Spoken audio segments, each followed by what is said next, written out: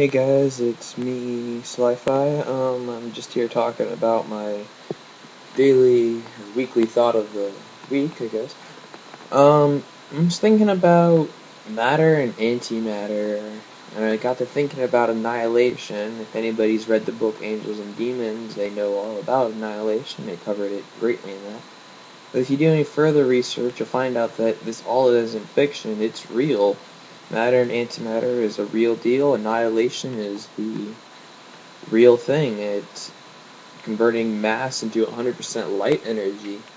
Now, that might seem pretty cool to most people, except for if it were to be used weaponized or anything like that, then it'd be pretty bad. But that's not what the thought of the week is about. The thought of the week has to do with other forms of matter colliding with antimatter.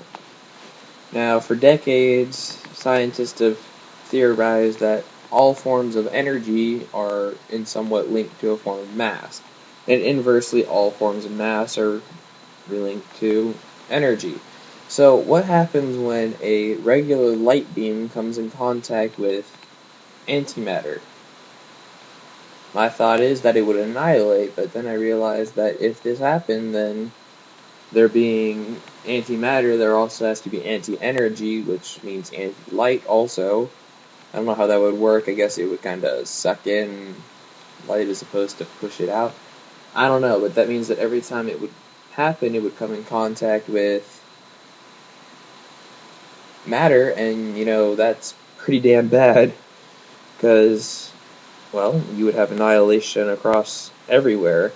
Even if this is micro nanoscopic annihilation for how small the mass is associated with the energy, it would still prove pretty bad as it eventually wore through everything.